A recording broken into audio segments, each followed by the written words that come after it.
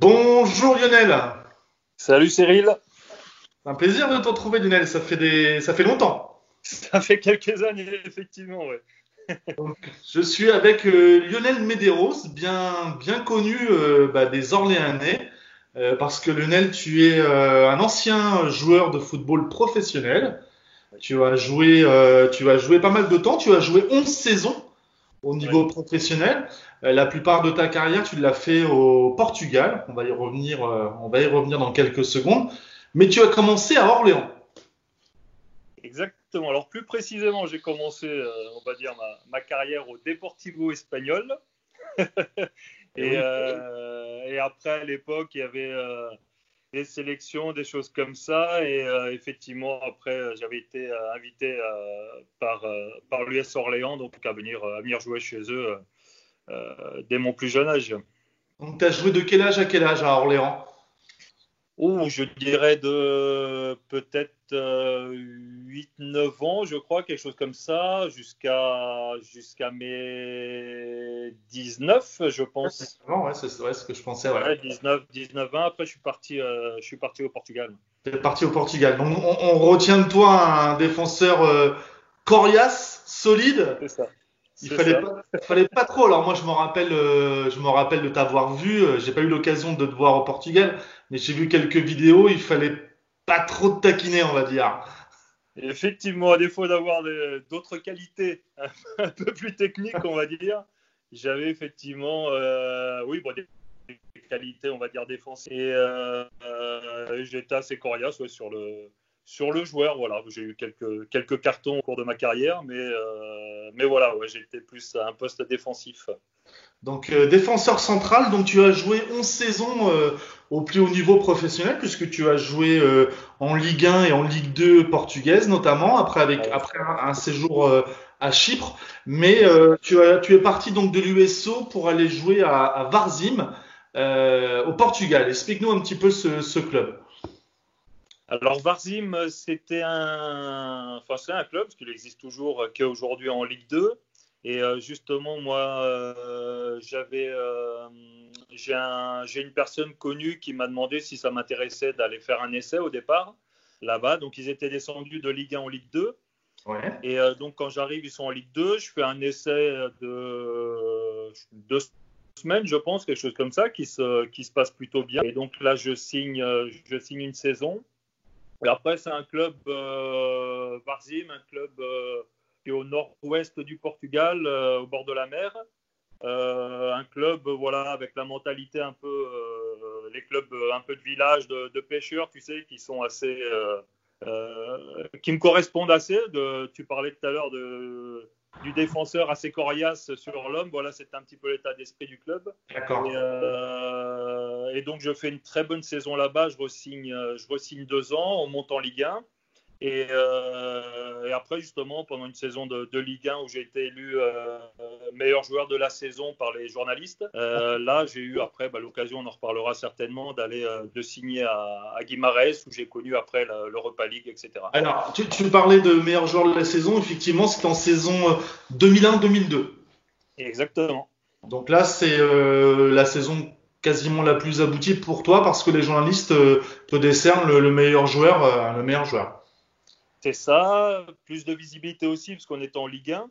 Oui. Donc les matchs télévisés, tu joues contre les grands clubs portugais, Sporting, Benfica, Lisbonne, Braga, Boavista, etc. Et donc plus de visibilité, en sachant qu'au Portugal, en France, il y a quoi? Il y a l'équipe et France Football, je crois, qui est toutes les semaines, c'est ça? Oui. Les journaux sportifs au Portugal. Il faut savoir qu'il y a 3 journaux quotidiens sportifs. Donc, en termes de visibilité, effectivement, tu sais que les Portugais sont très dans le foot.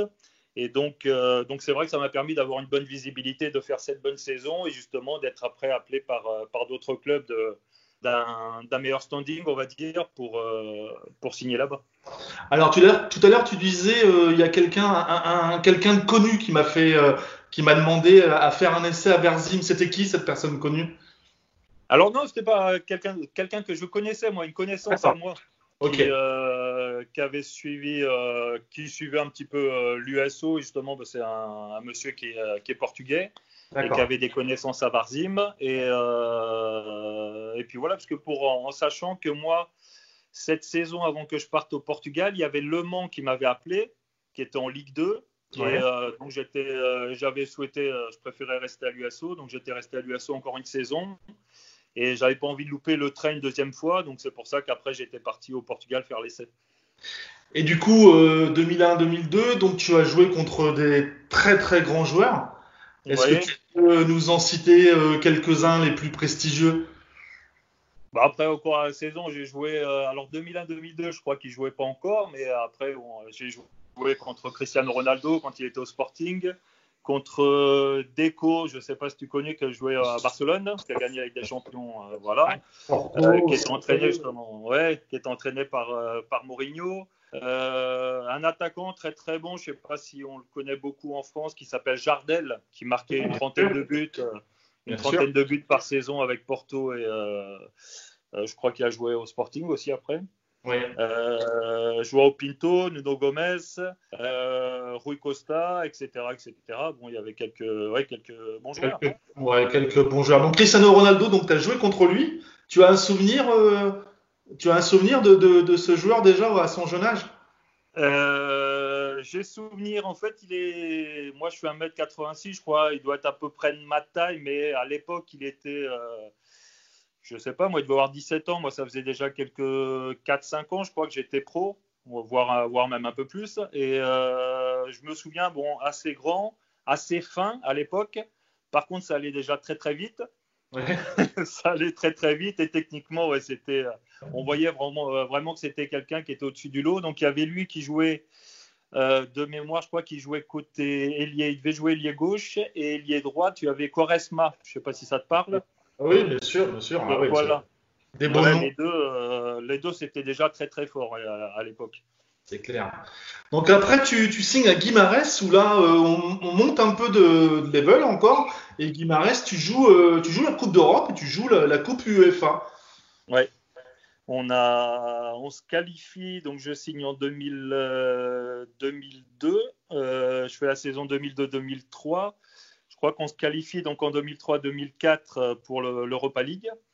Et là, ouais, j'ai eu la chance de faire quelques matchs. Donc, on a eu les matchs de qualif. On a joué en Pologne. Après, on est rentré dans la phase de groupe. On a joué contre le Zénith Saint-Pétersbourg. Ouais. Donc là-bas, chez eux, on a reçu Bolton. Il y avait JJ Okocha, Eladji Diouf, Bruno Ngoti, Nakata, le japonais. Ouais, c'était une belle équipe. On les reçoit chez nous. On va jouer à Séville, qui gagne d'ailleurs. C'est la première année que Séville gagne l'Europa League. Europa League, ouais. Cette année-là, tu avais Saviola, Kanouté. T'as joué des sacrés joueurs, hein. T'as joué des sacrés joueurs. Hein. Mais pour te donner une idée, alors Séville, c'est ceux qui m'ont fait la plus grosse impression déjà à l'époque. Et le dernier match, après, on a joué Besiktas à la maison. C'était Jean Tigana, l'entraîneur. D'accord. Ouais. Et Séville, pour te donner une idée, déjà, il y avait 30 minutes de jeu chez eux. Je crois qu'on prenait 3-0. Ils faisaient un petit taureau avec nous. Bon, ça a fini 3-1 parce que je pense qu'ils ont relâché un peu. Mais non, vraiment, grosse impression, grosse équipe. Ouais. Ouais, grosse équipe. Et puis après, alors j'accélère un peu ta carrière parce qu'on est déjà au bout de 10 minutes d'interview. Après, tu pars à Chypre. Alors, je pars à Chypre, une opportunité au Portugal, en fait. Niveau salaire, ça commençait un petit peu à baisser parce qu'ils amenaient pas mal d'étrangers, surtout des Brésiliens, des choses comme ça, donc ils leur proposaient pas le même salaire que nous on demandait. Et ils ont ramené beaucoup pour essayer de voir s'il y avait un bon joueur qui pouvait se détacher après. Et donc les salaires baissaient un petit peu. Donc c'est vrai que j'ai eu l'opportunité d'aller à Chypre. Bon, je suis parti un petit peu sans trop savoir. Je te cache pas que je suis parti même un petit peu la fleur au fusil en me disant, tu sais, le championnat portugais est beaucoup plus élevé, le niveau, etc. Je suis peut-être pas arrivé, ça n'a pas été les meilleures saisons de ma vie, hein, Chypre. Et tu es parti, tu avais une trentaine d'années déjà, non? Oui, déjà, bah alors, on va dire fin de carrière aussi, mais franchement, le niveau m'a étonné parce que le niveau était plutôt pas mal et je pense que moi, je ne m'étais pas forcément préparé justement à avoir ce niveau-là de championnat parce qu'en fait, tu avais beaucoup de gens et de personnes qui venaient, les anciens du Real Madrid, Savio qui avait joué à Bordeaux, je crois aussi, Emerson qui avait joué, ancien international brésilien qui avait joué au Deportivo A Coruña, qui avait une trentaine d'années, ils venaient tous là-bas, donc ils avaient augmenté un petit peu, élevé le niveau de jeu. Et franchement, le championnat, c'est d'une bonne qualité quand même. Et puis tu gagnes la Coupe de Chypre en 2009. Du coup, une ligne à ton palmarès, bah, c'est celle-ci. Ouais, c'est ça. Coupe de Chypre, donc ma dernière saison pro. Et je gagne la Coupe de Chypre. Après, j'étais plus trop motivé non plus pour repartir sur, tu sais, les débuts de saison, le travail physique, etc. Je pense que mentalement, j'y étais plus. Et puis j'avais envie de rentrer en France parce que ma femme était en France aussi. Donc voilà, je me suis dit, c'est plutôt pas mal de finir sur cette bonne note-là, la Coupe de Chypre. On se qualifie pour l'Europa League, justement. Ah ouais. Et donc, j'ai arrêté là ma carrière. Donc plus de 200 matchs professionnels pour résumer ta belle carrière. 200 matchs professionnels, une centaine de matchs en Ligue 1 portugaise, une petite centaine en Ligue 2 portugaise et puis un parcours aussi à Chypre. Ouais, exactement. C'est tout ça en 11 ans. Alors qu'est-ce que tu fais aujourd'hui? Parce que je te vois en t-shirt, tu m'as l'air affûté. Tu m'as l'air affûté encore. Qu'est-ce Ouais, que tu ça va. fais? Qu'est-ce qui fait Lionel aujourd'hui? Tu vis en France, donc tu vis en Dordogne. Exactement. En Dordogne, donc à Périgueux. On est à une heure de Bordeaux, pour ceux qui ne savent pas trop où ça se situe, à l'est de Bordeaux. Qu'est-ce que je fais? Donc, je rentre en France en 2009.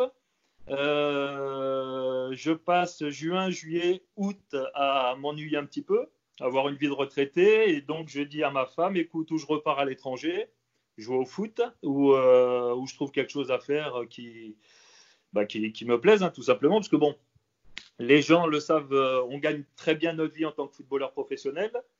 Mais à savoir que moi, j'ai fini ma carrière à 32-33 ans. Il faut vivre avec ce qu'on a gagné jusqu'à 80-90 ans. Donc forcément, nous à notre niveau, il faut qu'on travaille après le foot quand même. Toi en plus, tu as fait une très belle carrière. Tu as fait des beaux clubs, mais j'imagine que tu es obligé de retravailler encore à ton âge.